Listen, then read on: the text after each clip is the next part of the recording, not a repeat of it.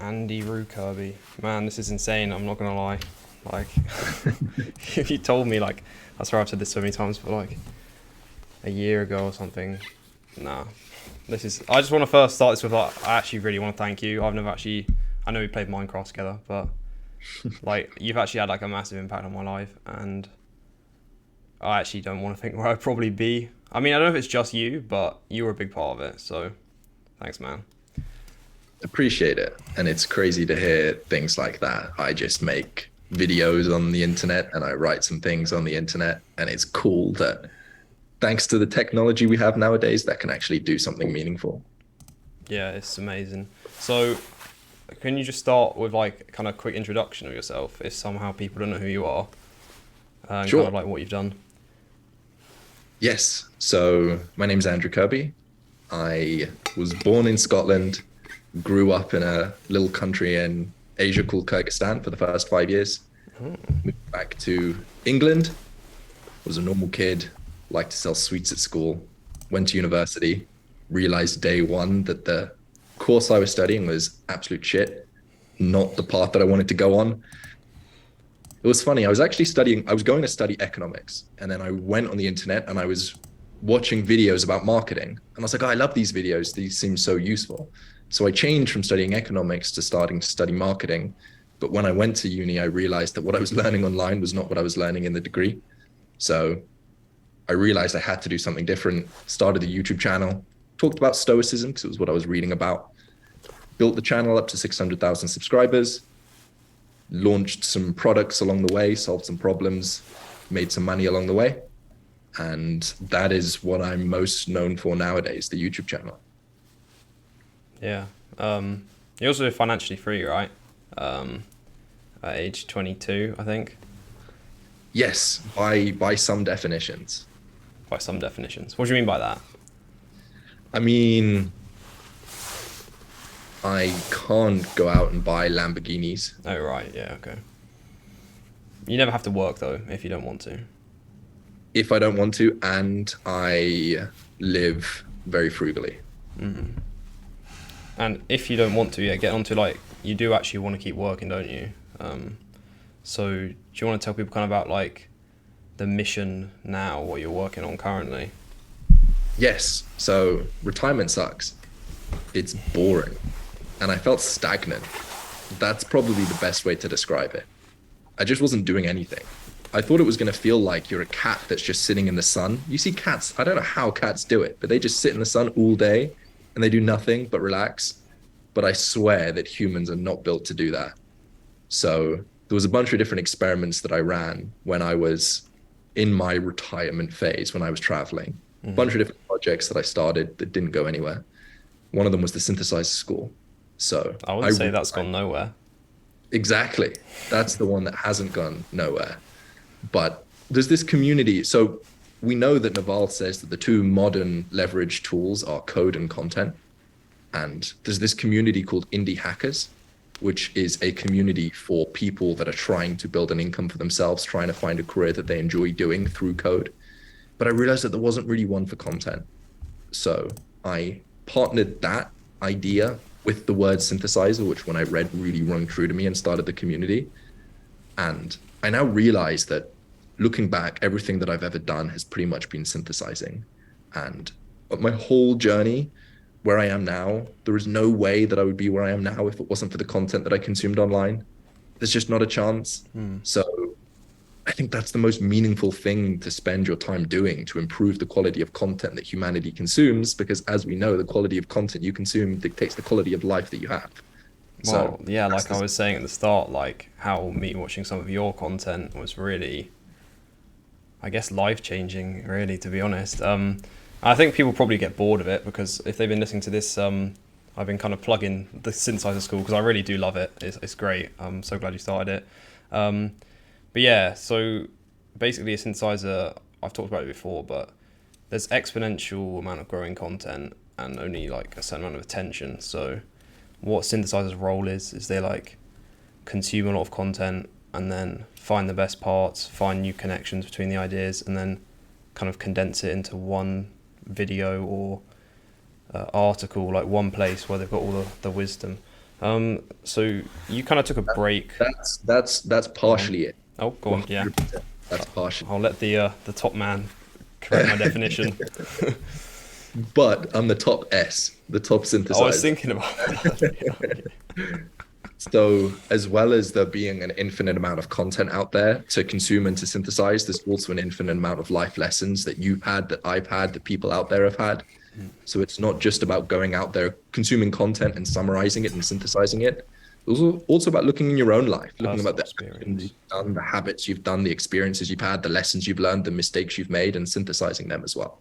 Yeah, exactly. So I know you took like, I guess, a break from creating content once you reached this financial milestone, and you were like, what do I do now? But you're starting to, I guess, get the engine going again. Am I correct with this, getting the synthesizing message out there? So how does that look? Because I know you started a podcast, you've done like episode 1, and you've been like hiring direct content creators and directors and stuff. So how do we have, how long until that starts really kicking into gear? Yeah. So episode 1 of the podcast is done. I'm not quite as consistent as you. The plan for the content is to create content across multiple different platforms, starting with the most broad content, where the most broad audience is, which is short form content.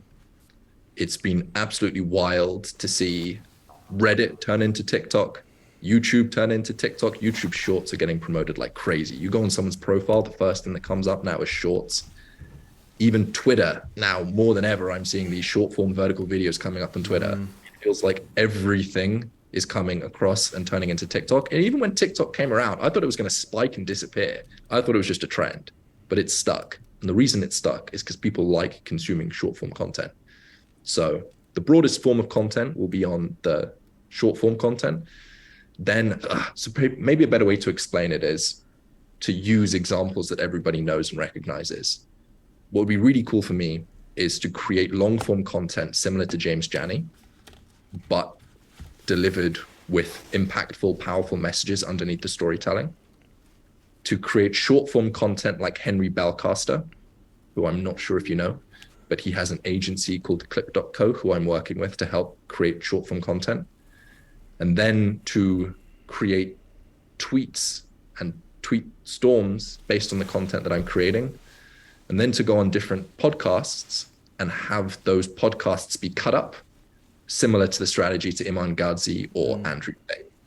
So there's people that I'm trying to emulate. I'm bringing together a team to do this. I'm hiring the best agencies and working with the best people. So I'm working with James Janney. I'm working with Henry Belcaster with the shorts. And I know people on Iman Gadzhi's team that's helping them with the redistribution systems. So the plan is to bring all of that together and to start going all out on content. And what, next month, or like, do you know, or is it, I guess it's complicated, right? The first short form content that I will be creating with Henry Belcaster's agency will be coming out in the next few days. Oh, okay. Stay tuned. Will that be on TikTok or? That'll be on YouTube Shorts, TikTok, and Instagram Reels. Okay. Because I remember you talking, I think it was a tweet you had, like you weren't sure if the people you wanted to attract were on TikTok. And I can't remember, I think it was Ben or Jamie, we were kind of joking about how you were really like annoyed at TikTok. Like a lot of your tweets recently were like, TikTok is terrible, which is fair enough, it is. So, but you decided to go for that because you think that's where the most people are, or the people who need it the most, probably. Yes. So if you meet someone in the streets, within 1 minute of speaking with them, you can tell whether they're on TikTok or not. You can see it in people's eyes, I swear. And that being said, I think maybe a year ago, the kind of people that I was trying to attract weren't on TikTok, but I think now they are. I think that it used to be kids, and now it's going more and more and more and more and more into older people and more mature people and more sophisticated people, just because it's such a gripping algorithm. So I think that almost everybody consumes some amount of short form content nowadays. So it would be crazy to think that the people I'm trying to attract aren't on short form, but also, like you're saying, the people that need powerful, impactful messages the most of the people that are on TikTok, because all they're just consuming is crazy, like emotionally crazy stuff. Dopamine like addiction, just dun, dun. Yeah, Yeah. it's like a rat. Especially with like Gary Vee and people like that, really just pushing like you need to be making content on TikTok. It's like, yeah, the more businesses are definitely on there now than there used to be. So what do you think, Andrew? Looking in my eyes, do you think I use TikTok? I think everybody nowadays consumes some percentage of their content through short form. Okay. Yeah, I guess I don't actually use TikTok, but I do sometimes watch YouTube Shorts. So I guess yeah, he knows. I don't have TikTok either, but YouTube Shorts has got everybody. Okay, so with this, when's your next podcast coming out? So I'm holding you accountable here. Who knows? Who knows? It's Because I guess if you can go on other people's and then just chop it up, then I guess that's kind of easier. yeah, yeah. I guess it isn't a priority, so I don't know when the next episode will be. Sure. Like, what are the main challenges you think you're gonna, or you have, or like you think you will face with like scaling up to across all these platforms? Because I think we're only really starting to see it recently with like Alex Hormozi and Mangazi, Andrew Tate, obviously all doing it. But with these teams, because before, like Mr. Beast, I think is probably the first person who really treated like kind of YouTube and social media like a business. So like, what challenges is there with scaling it? Because I guess it's pretty similar to any other business now.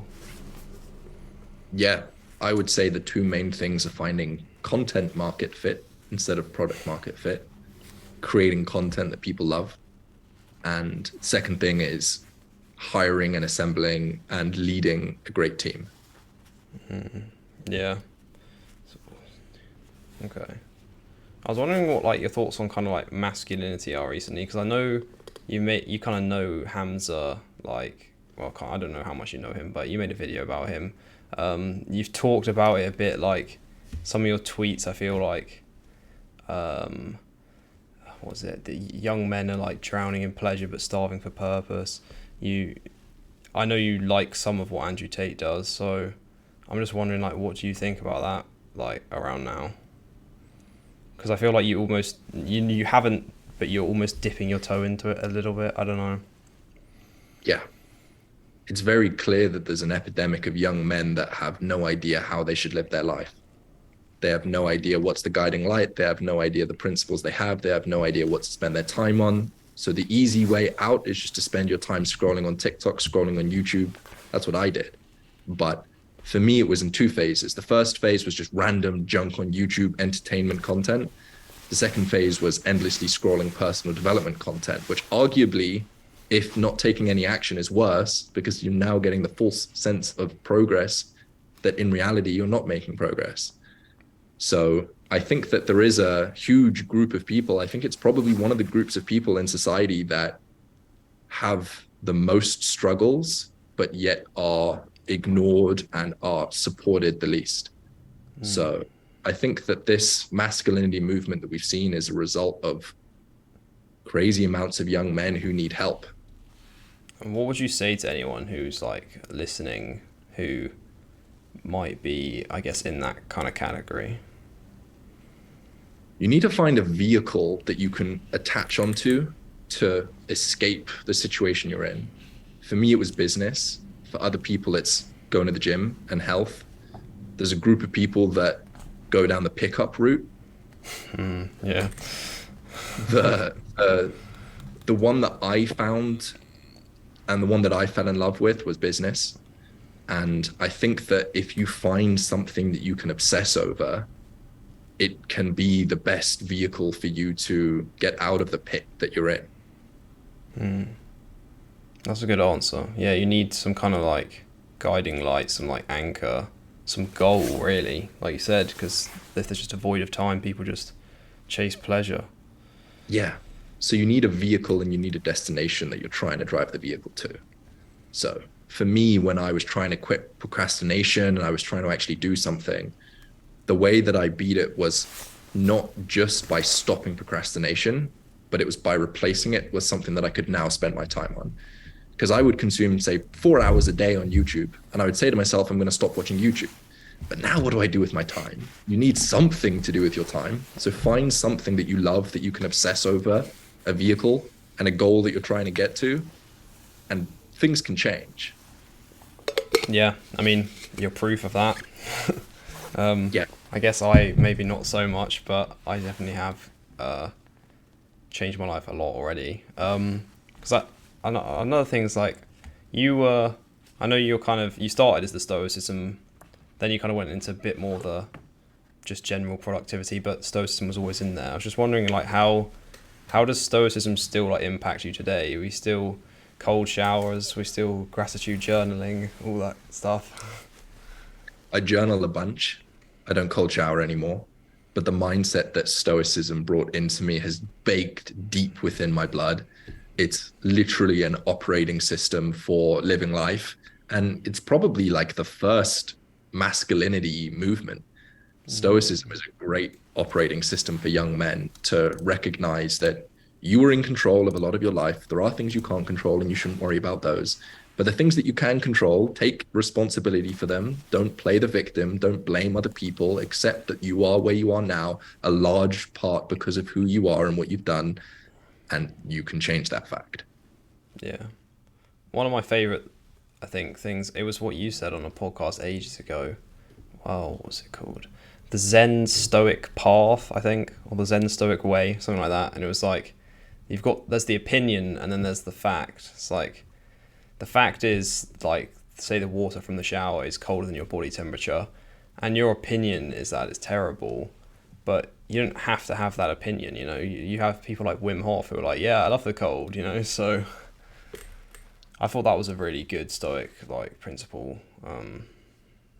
But yeah, the most of it is, like you say, like, what you can control, what you can't control, and then taking action. A massive lesson that I learned from Stoicism is that life isn't happening to you. Life is just happening, and you can interpret life's events in whichever way you want to have. So it's almost as if view your life as if you're the one that's watching a movie and life is happening on the movie, but you're just you and life is happening not to you. It's not an insult that's attacking you when things aren't the way you want them to be. It's like, if something's not the way you want it to be, instead of trying to change that, just accept that that is the way that it is. Yeah, definitely. How would you say, like, to someone who has heard this idea of a synthesizer and they're like interested, how can they kind of like get involved in it and become a synthesizer, I guess? Easiest way is just with the people that you're close with, the friends that you have, the people that are around you. If you were able to read a book and share some of the lessons you've learned, you're now a synthesizer. If you're now somebody who wants to take it to the next level, then the best vehicle modern days for synthesizing is to create content. So pick a very, very, very, very, very narrow niche, the niche that you find yourself obsessed with, and start sharing some of the lessons that you learn along the way. You brought up a definition of synthesizer, which was consume content and then synthesize it. And I brought up an alternative definition, which is live your life and then share the lessons that you learn along the way. Most people will start with just consuming content and then synthesizing it because there's a lower barrier to entry to that. So start doing that. Pick somebody that you really enjoy consuming their content from, consume all of it, and then summarize it, synthesize it, add your own spin, and start creating content around that. Yeah, so I watched all of Alex Hormozi's videos in 3 days or whatever, those kind of things. Yeah, no, it's good. And also, they should probably join Synthesizer School. 100%. I'll put a link to that. Speaking of Synthesizer School, like, do you think is it true we're having a 4K chess tournament? I don't know if Shivam somehow leaked that. I think he said it was like in a video or something that you posted in Sam Upton's group or something. Yeah, I think a 4K chess tournament would be a lot of fun. I also had the idea to do a 4K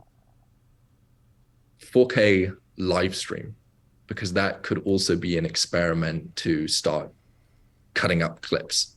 And it would also be really cool just to bring probably like level 2, level 3 or whatever above, bring them all together, that could be a fun time as well. Everyone in one call. That's the thing. We might have to just have a chat and then I can bring people up. Okay. Yeah, that'd be wild. Okay, insider scoop information right here. um. So one of the questions my brother wanted me to ask you is, who did you look up to when you were younger? If anyone. And you can also just take that to who you look up to now. Yeah. So Jesus, Marcus Aurelius,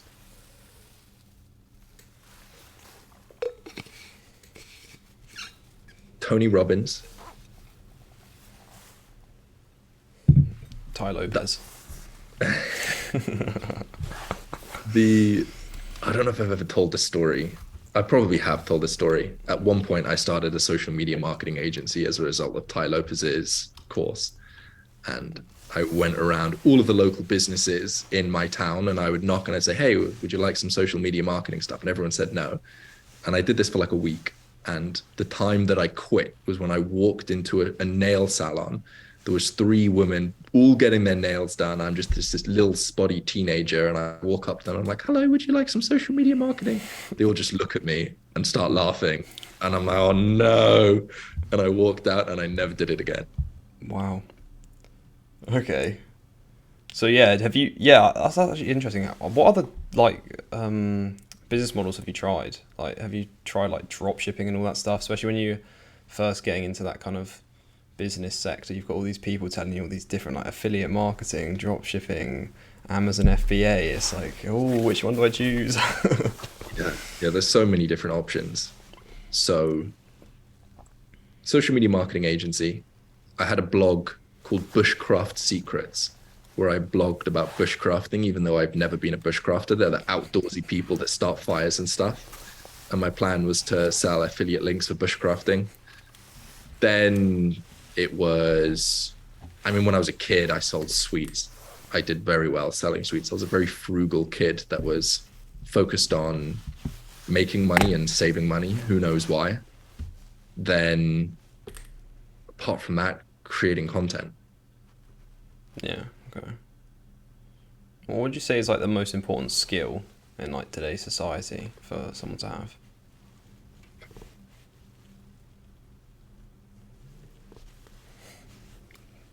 The ability to see the world clearly and then execute on how you see the world.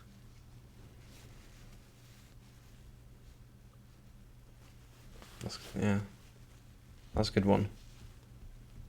This is just so weird, like talking to you now, like it's like I've got like because I always saw you on the videos and it's like this is actually a real person behind the video, you know. Yeah, I felt the same. I've met people that I've watched on YouTube and I'm like, oh my God, I can't believe you're real. Because my brother was saying to me, like, imagine when you meet up with some of these guys, like, in a few years, and, like, you see their legs. And I was like, what? And I was like, yeah, that does actually sound really weird. Because if it's just talking head videos, it's like, does this person even have legs, you know? Are they really tall? Are they really short? Like, you have no idea. That's funny. I was so confused. Like, what is that? But yeah. I thought it was funny. Yeah, anyway, this, I guess it's the unholy trinity of poor, lazy, and fat. What would you say keeps people poor, lazy, and fat? Like, because you've used that in titles before, I swear, and I've heard that thrown around a bit. Yeah, it's a good question.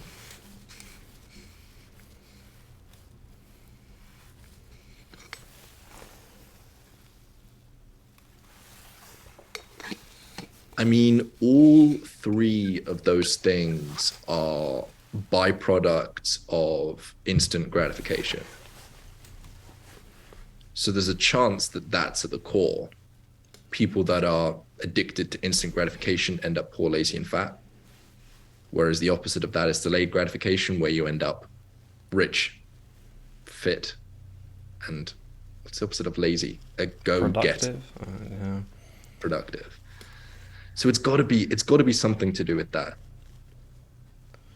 Yeah, and then there's the question of whether this is like on purpose or not, getting a bit, well, you know, I think it's, I don't know. You want to be careful. Like you have people like Iman Ghazi saying like, "Oh yeah, there's these guys like puppet masters or whatever." I don't know if you saw that digital renaissance thing, but Yeah. I think it's just because it's so focused on profit businesses, and then you have these people like they don't care. They exactly. It's just hacks or primal brains or whatever. Primal was this Liver King?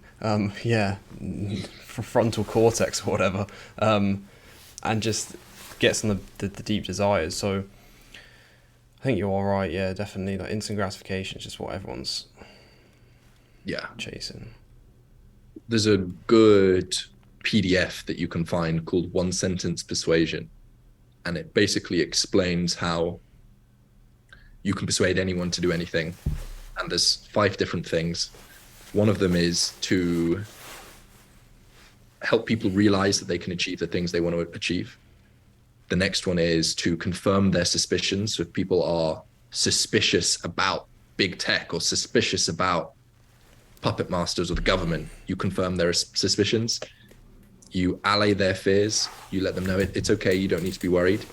I've got you, sort of thing. And then you throw rocks at their enemies, which is these are the puppet masters that are controlling you. It's these people. And buy my course. Great for persuasion. Yeah, it was very good. Especially that first video Iman made, I thought was that one. And then as you got further down, you just started getting more salesy. I already knew at the beginning what it was going to be like, but yeah. So you moved to Thailand, correct? Yes, but I'm back in the UK. Yeah. I was like wondering why you chose Thailand and if there was any other like options you looked at, because I know it's like cheaper there. Yeah, Thailand's beautiful. People are incredible. The places are magnificent. It feels adventurous. So the UK feels like it's an old person's place when I came back. And that has pros and it has cons. The pros are like just things are calm here. You don't have to worry about getting bitten by snakes. You don't have to worry about massive monsoons coming. Thailand feels like this is this like adventurous jungle, and it's cool. It's a cool place to be. I'm going to Bali in January, and that's going to be the hub for a little bit. Other reason for Thailand is that I went when COVID was just coming to an end, and it was one of the few places that was open. So that's the less exciting answer. Oh, okay. Yeah.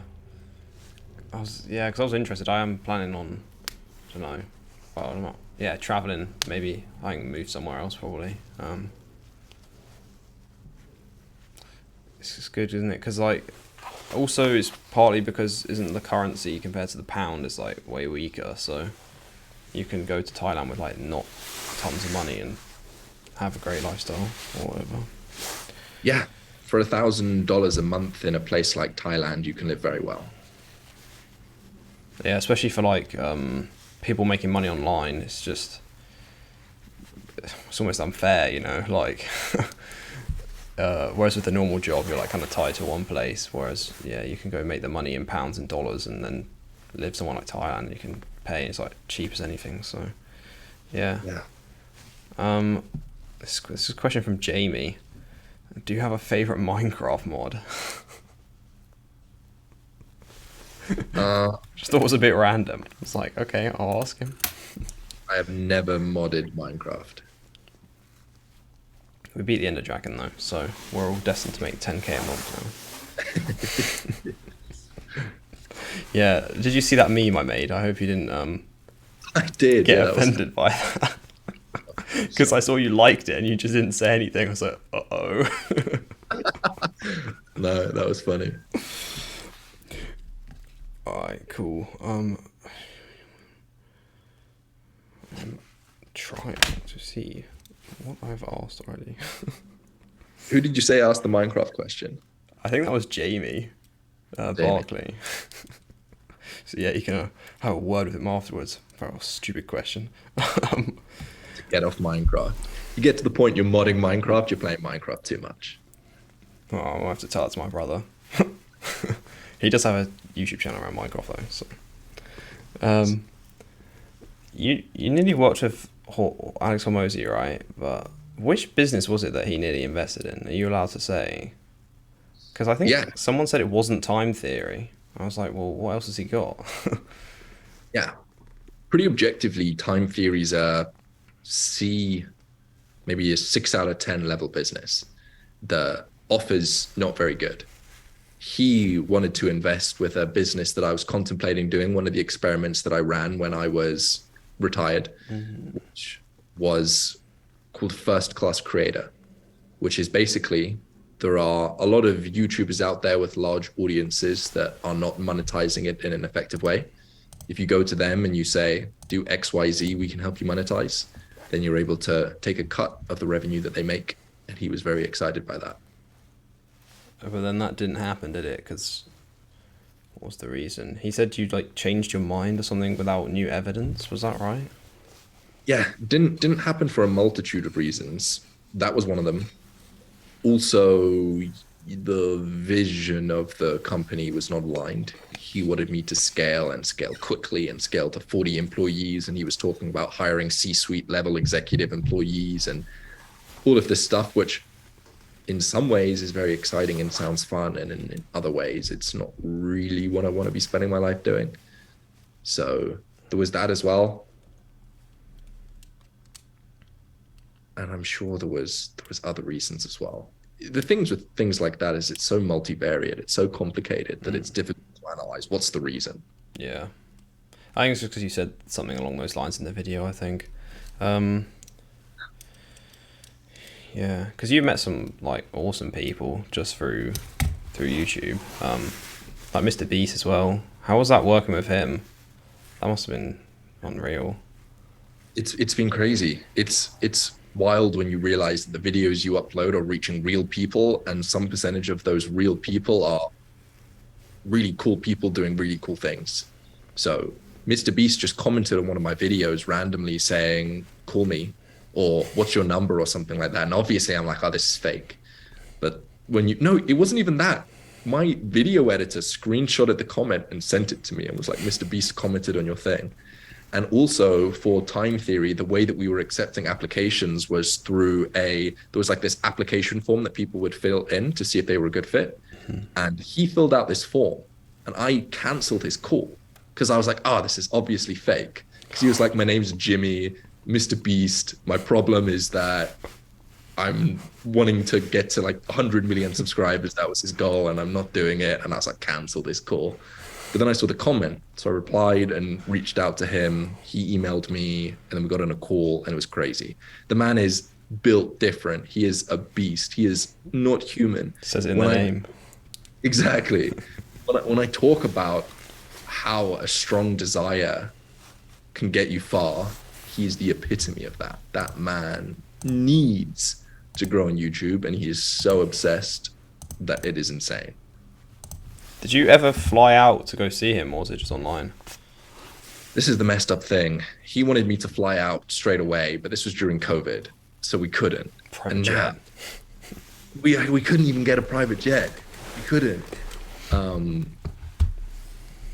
now I guess he's moved on to other things. He's hit his $100 million goal. I messaged him the other day. He didn't reply. So doesn't need you, Andrew. Sorry, man. We already made the goal.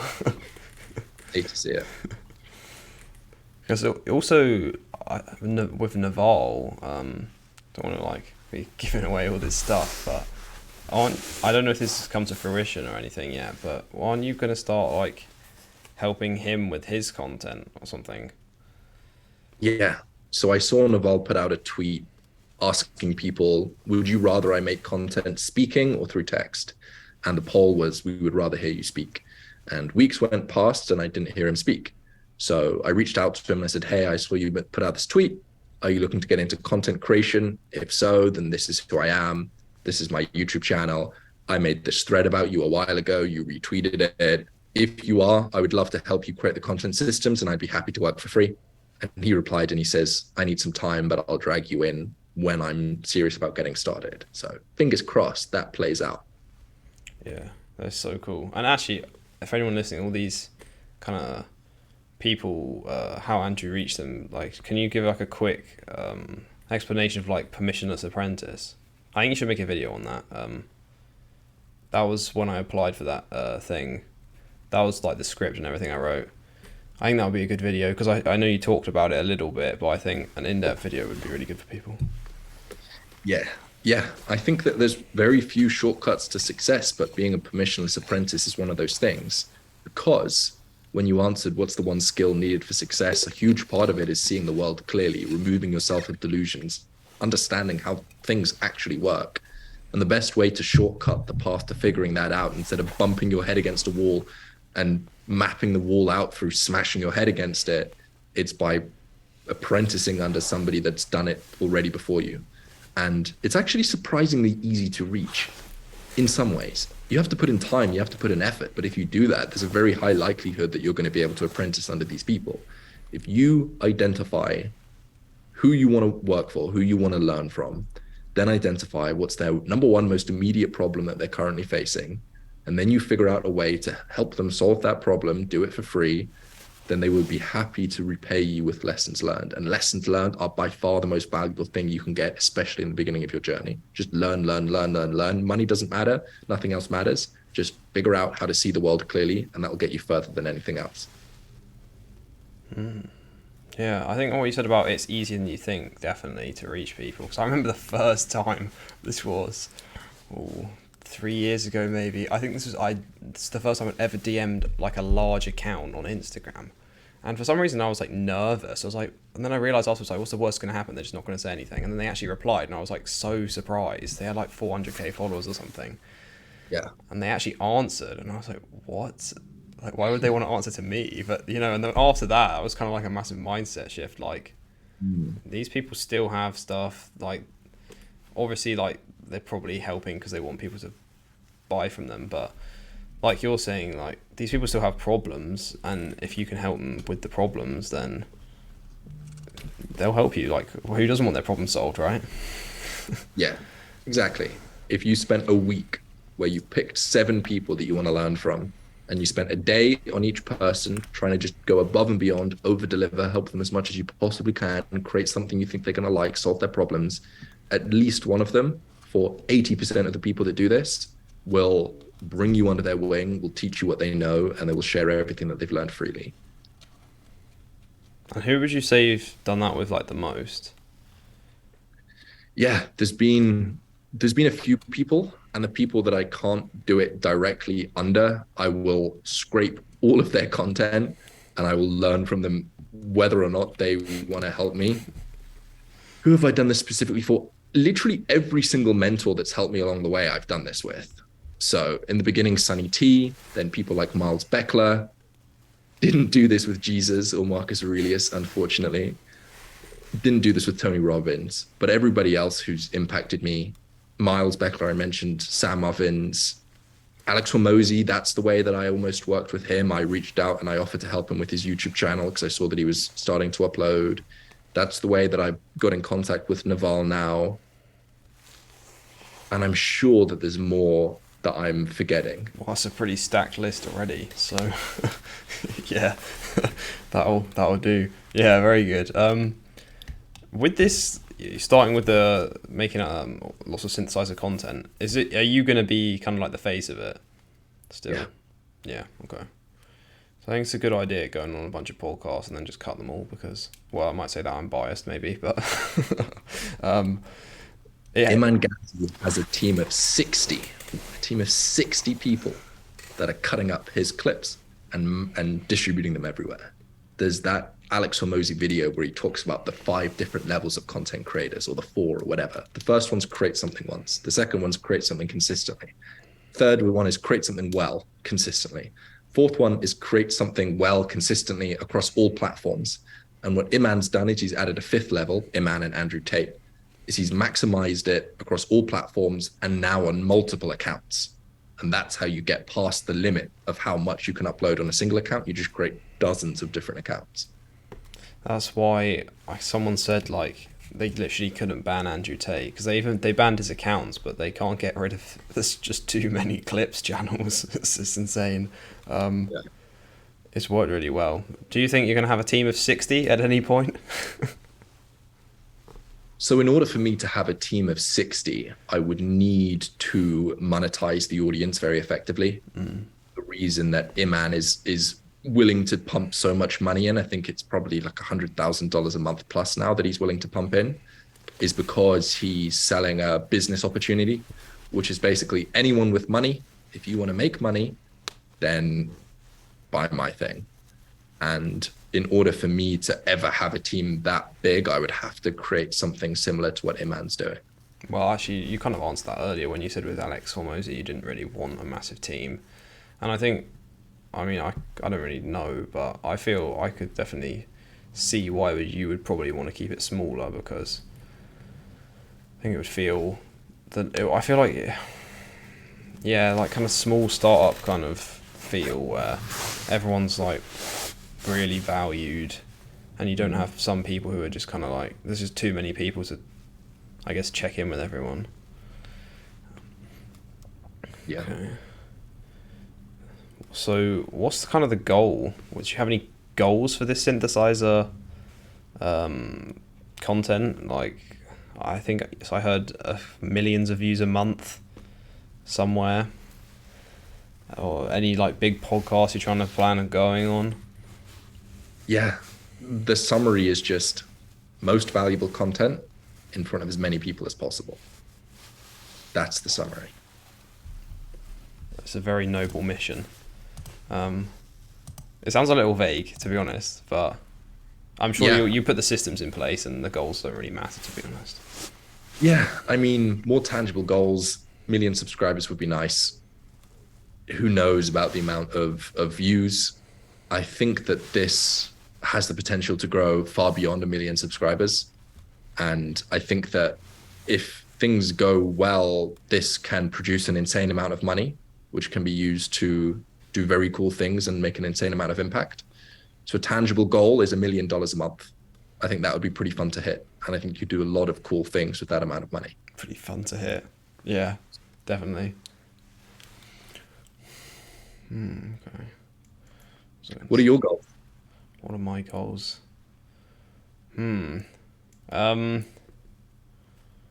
Financial freedom. When? I think I said next 5 years sometime, so I guess I'm sticking to that. I also want to like actually help people the way I've had people like you help me, and I want to give back to people. And then also, what's the goals from there? I mean, just grow this podcast. Still, like, well, yeah. Obviously, we'll see. Well, I'll keep checking in, like how I'm feeling doing it. But right now, I don't really plan on stopping. I mean, there's some very cool people out there, and if I can talk to them and make content out of it, then it sounds good to me. But I say financial freedom's the main one, because once got that, then a lot of opportunities are open, I guess. But yeah, like location, time. I think location and time freedom as well is pretty important to me. I don't just want a bunch of money and stuck doing something I don't like. Yeah, it's just kind of vague, but that's I think the main kind of focus point, and then how we get there will be a bit flexible. Yeah, I think you can make that goal a very tangible goal if you figure out what are your monthly expenses, and then you use the 4% rule to calculate how much you need as an overall pot in order to get there. That's the most simple mathematics way to do it. Or you can get into passive income. Like, you don't need a big stack of cash. You just need consistent passive income in order to reach the financial freedom mark. Yeah. Other goals. Well, I have a brother. I think you get on with him. He's also 22. Not. He's actually 11, but I didn't like that joke. Yeah, I think we're just going to do a bunch of cool stuff together. He also is into this. He'll be doing this podcast with me, I think, in the next like year or two. He's nice. Into this. Like, well, his YouTube channel is bigger than mine right now. So, but yeah, I think I don't really know what he wants to do. I think he does want to do a bunch of like, I think he kind of wants to do Mr. Beast kind of stuff right now. We'll see how that goes. I think he said he wants a farm. I think that would be cool if we can like get all the stuff we need. Like, we're not relying on anything. I don't know. That's kind of, yeah, off topic, kind of random, but whatever. Yeah, okay. There's a question. What is it? Question? Yeah, I guess so. From my mum, actually. So I think my mum heard me and my brother like talking about you, and I think she like searched you up, and she's like, "Oh, well, there's this article that he's like pressuring people into buying his course or something." I'm like, "What?" And I read it, and it's like one article. Have you seen it? I have, yeah. Do you have any thoughts on that? I guess you probably just ignore it and keep going. Yeah, there is zero people that have done anything great that there hasn't been people that hate what they're doing. If you look at someone like Elon Musk, look at the amount of haters that he has. Even Jeff Bezos was called a scammer for the past like 10 years of launching Amazon. Like everyone thought Amazon was a scam. It's like brilliant. So people like that, just move on. It doesn't matter. Don't give it any thought. Don't give it any attention. Yeah. I said something like, "Oh, well, because Andrew doesn't have any like psychological qualifications, he can't teach people how to not procrastinate." And it's like, what? It was so dumb. I thought it was quite funny. And the guy or girl that wrote it was making fun of the cohort-based course that I had, but had never been a customer. So it's very difficult to assess the quality of something if you've never used it.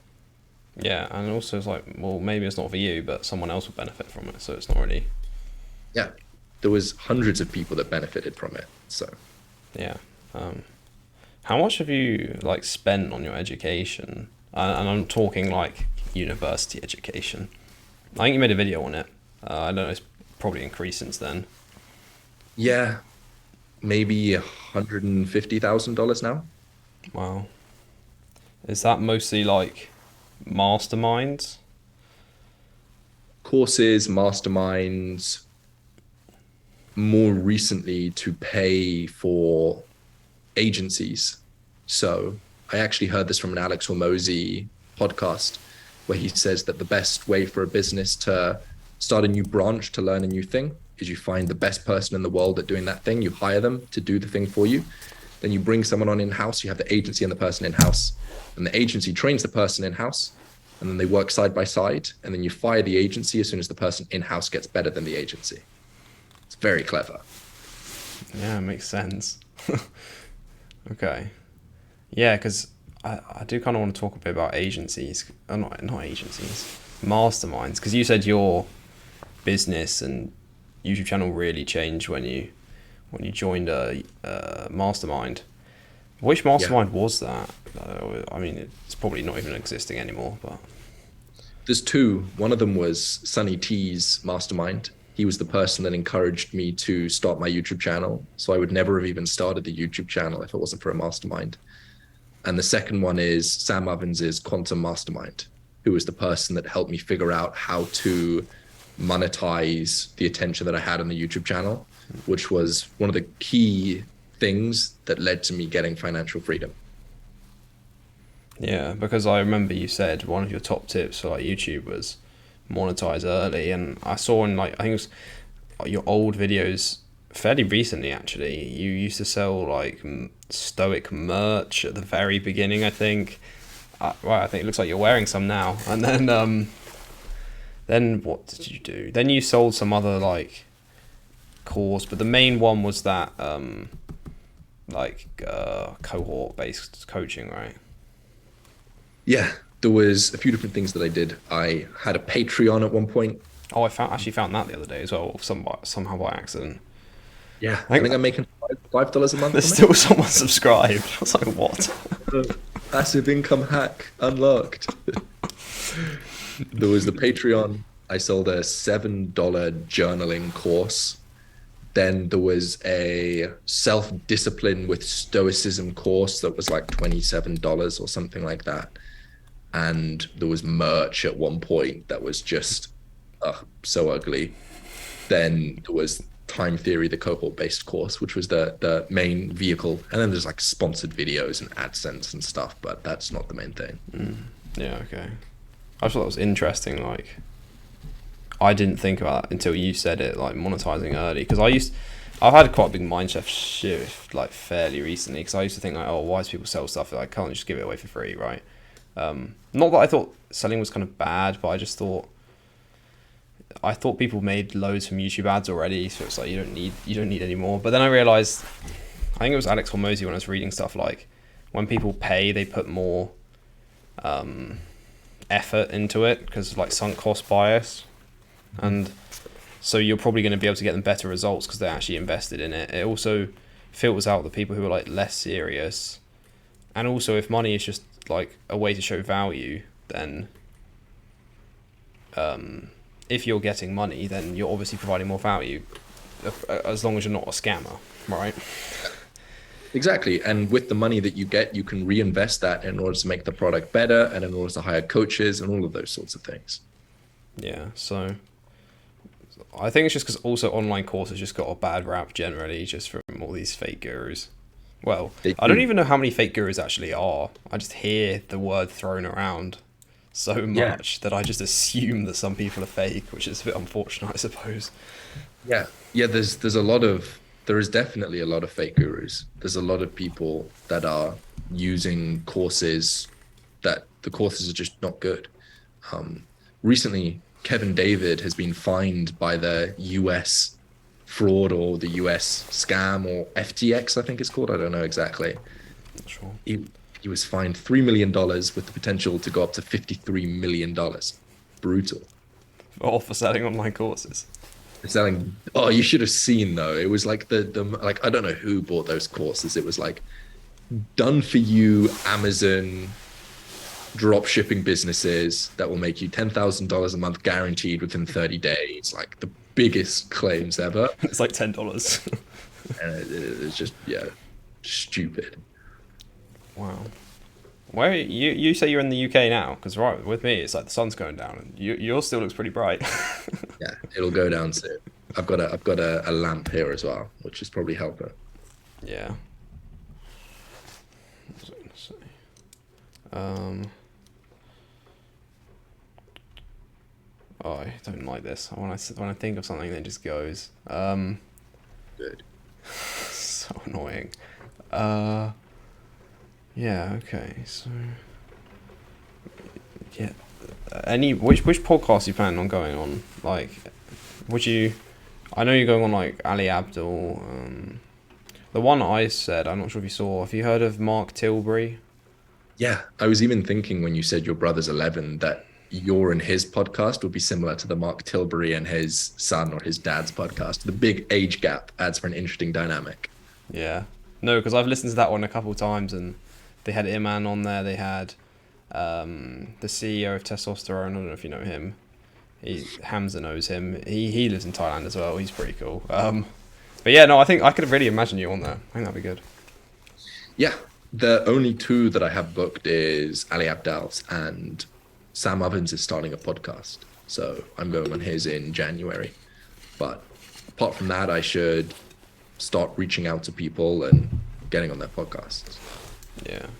Joe Rogan? I'm a long way from that. Maybe a little bit too much. One day, maybe. It's crazy, like how. I swear Joe Rogan's like on another level. But everyone's starting a podcast now. Well, not everyone, but loads of people. And I'm just curious to see how many actually keep going, especially like the famous people and the wealthier people, because there's a graveyard of like 3-episode podcasts out there. This is hitting a little bit too close to home. Oh, sorry, Andrew. I forgot. Yeah, I imagine a lot of. I mean, I put out that tweet about how most podcasts don't continue. Yeah, I think I stole something like that. Like, I now officially have a top 1% podcast because we've done more than 20 episodes. Yeah, it's impressive. I can tell everyone that now. No, but the thing is, I was speaking to my brother. My brother was like, yeah, it's not even that like crazy, is it? I was like, no, I don't think so. But here we are. Top 1% apparently, but I feel like we've barely even started. Well, we've got you, so we're doing pretty decent, you know. I'm not sure many people have had Andrew Kirby on their podcast. So. I think this is the first one. It would have been a sin to not come on the Owen Shishby podcast first. Yeah, that's what Jamie keeps joking about, as if I'm like someone who's super famous, and I'm like, You are in the synthesizer space. I You am. created the internal podcast for the Synthesizer School. Unintentionally. It was just because I was like, these people are probably going to say yes, and they seem pretty interesting, and I want to get to know them better anyway. So let's do it. Who's been your favorite? Oh, I've got to be careful here. I don't want to insult anyone. I thought it was interesting actually. Just a quick side note, like with the seeing how many views the video gets, it's almost like a popularity contest.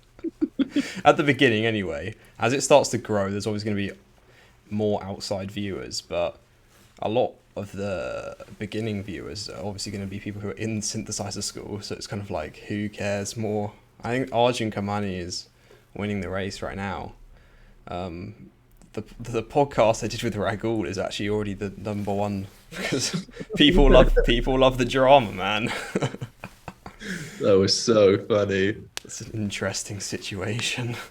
What are your thoughts on it? Because I watched the first 10 minutes of your podcast and you were very neutral. Do you think he did it? Yes, I was consciously went into that, so I'm not going to try and stitch this guy up. I want to actually hear what he says, but I honestly don't think it's worth you listening to anymore because it was very circular. I feel like he kept going off on random tangents, and I was like, yes, but do you see how that kind of looks suspicious? He's like, yeah, but it wasn't me. And then he's like, Victor, man, it wasn't me. He sent him like a 2-hour podcast. Victor's like, no, I'm not listening to all of that, man. But there was nothing he said, I don't think, that really proved him. Like, the thing is, I don't know for sure that he did it, but I don't see any other explanation, right? Can't see why anyone else would have the motivation to try and kick him out. Like, I don't know anyone who didn't really like him, so yeah. And I can't remember who. Someone watched like the first 5 minutes and said, "Oh, he's looking around loads. He looks like he's lying." So, yeah. I was tempted to put up did you see the tweet that Elon Musk put out about whether to let Donald Trump back on Twitter? I was going to do one of them for Ragul. Yeah, I actually thought about doing that myself, but I thought that's kind of inappropriate because it's not really like my community. So, because that would have been pretty bad if it was like everyone's like, yes, let him back in, and then you and Victor are like, no, we don't want him. I don't know, maybe. If he does come back in, he should definitely start from 0 though, because that account's been manipulated, the one he currently had, or used to have. I'm just conscious of the time, like. Yeah, I know time is precious. I don't want to be taking too much of your time. I have another like 15, 20 minutes before I should get going. If there's nothing more you want to talk about though, then we can call it. I'll see. I've got some questions, but it's just a mess, honestly. My brother. One of the questions my brother. I don't even have to answer this. He said, "What is your net worth?" I was like, okay. I don't know if he really wants to share that, but It depends if you value it based on the amount of cash you have or the valuation of your businesses, because the valuation of the businesses that I'm running would be a lot higher than my net worth. I do think that it's a pretty fun goal to set out for $1 billion net worth. Like, why not? May as well try. I know you can do it. Actually, yeah, well, here's a question. Why don't you like the news, the mainstream media? Because I don't either, but I'm just interested to hear why. Because I said this to, I think it's my parents mostly, and they were just like, "Nah, you need to stay informed or whatever." It's like, Sure, stay informed, but the news is not the best source to stay informed. The news is just like many TV shows. They figured out that the best way to capture people's attention is to show them very, very negative things. There's a phrase from newspapers that says, if it bleeds, it reads. So if you show things with blood in it, you show negativity, people will read it. And they've understood that, probably because deep within our DNA, we're more attuned to be afraid of the tiger. That's more important if there's like a lion near us to be informed about that than it is to be informed about the pretty roses and the flowers. So they talk about tigers and they talk about negativity, it captures attention. So the news isn't designed to inform people. The news is designed to capture people's attention. And the way they found to capture people's attention is to show them an endless reel of negativity. And the human brain is not designed to be shown that much negativity. Thousands of people dying in a different country that you've never been to, that you never know about, floods here, earthquakes here, governments doing this. It's all just entertainment. It's not to inform yourself. You're watching the news because you want to be entertained. And that's a form of entertainment that you feel good about consuming because you feel like you're up to date on what's going on, and it gives you some small talks for you to talk to the people that are next to you. Fine, but it's not to inform you, and it's not a positive source of information for anybody to consume in your life. It leads to you being a paranoid person. I agree 100% with everything you just said. Yeah, like especially with the rise of things like TikTok and YouTube Shorts and all this, like the news is now competing against that. So even written news, the title's going to get more and more clickbait, and like you said, war for attention really. And I think it was Jordan Peterson said, if it's like news for a day, then it's not news. And a lot of times if you ask people like, what did you watch on the news, they won't remember any of it. And like you say, with people want it for small talk, it's like, well, I don't know, like we were saying earlier, like get some kind of focus point in your life, some big goal, whether that's business, fitness, whatever, being a pickup artist if you really want. But then you could talk about things that are really going to like kind of change your life, push you forward, not just, oh yeah, well, did you see the weather forecast today? It's like, well, I don't care. 100%. I thought it was a really, and especially, I think that's an important one because a lot of people, they hear that and they're like, oh my gosh, how can you not listen to the news? It's so like, So I think it's similar with sports recently. I think like the Football World Cup started, I'm pretty sure. And I'm not against, like I like sport, but I feel like if you sit and watch like hours and hours of sport every week, that's just probably not the greatest use of your time. Like maybe watch the highlights if you really love it. Maybe watch the final. But if you're just watching two random teams just because you sat down and it happens to be on the TV, it's just like, you need a goal, man. Savage.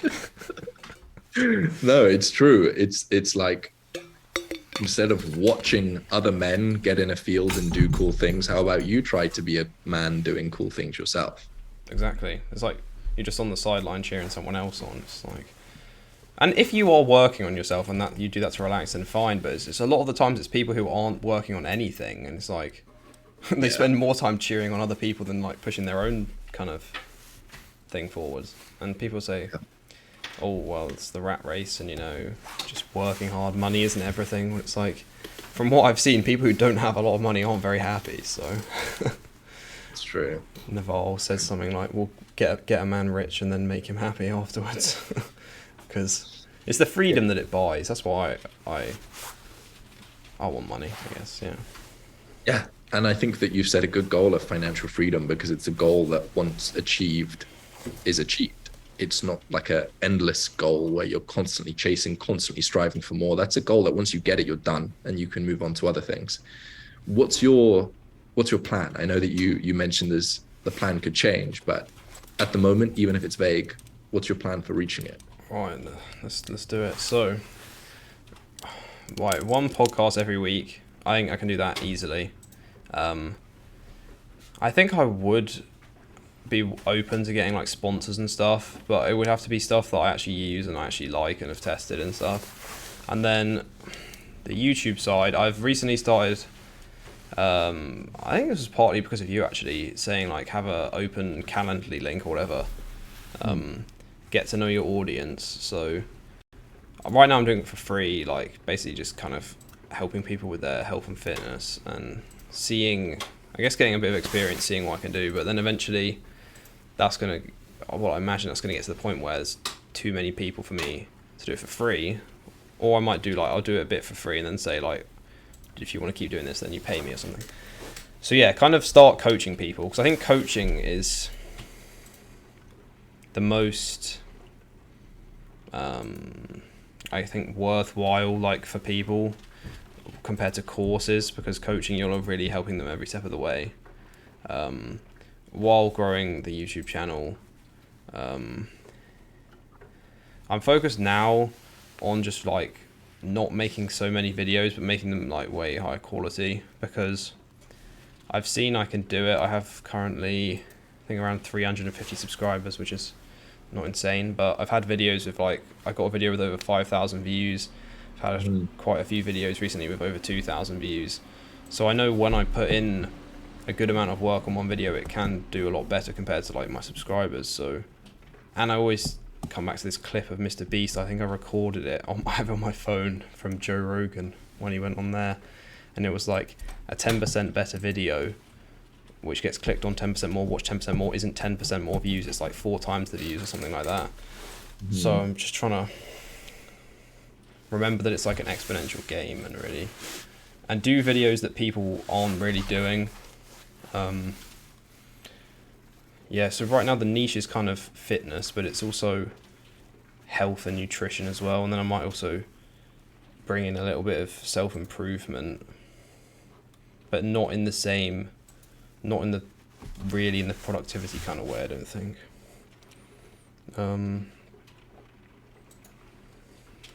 Is that it? I think that's mostly it. I don't plan on going to university right now. My parents want me to. Doesn't make sense to me right now, I don't think. I think maybe if it doesn't go to plan, I might just go, I don't know if you heard of YouTube jobs, ytjobs.co. I think I might just go on there, get a job with a YouTuber like that's remote, just move to some other country that's cheap and stack the cash and get the experience. Because I feel like I'd learn way more working for a YouTuber if I'm editing videos or making thumbnails or whatever than going to university, and I actually get paid for it. So I guess that's the current plan, I think. 1 podcast a week, high quality. I don't know how many videos I'm actually going to make. Maybe like 1 every 2 weeks is probably the goal.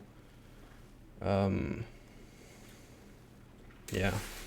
Anything else you wanted to ask? Do you think that will get you to where you want to get to? I think so, yeah. Yeah. With the coaching, mostly, probably. And obviously monetize the YouTube channel. Yeah. Nice.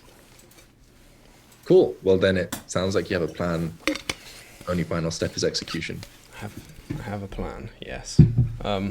Yeah, we're doing the execution bit now. Okay. I think that's it, man.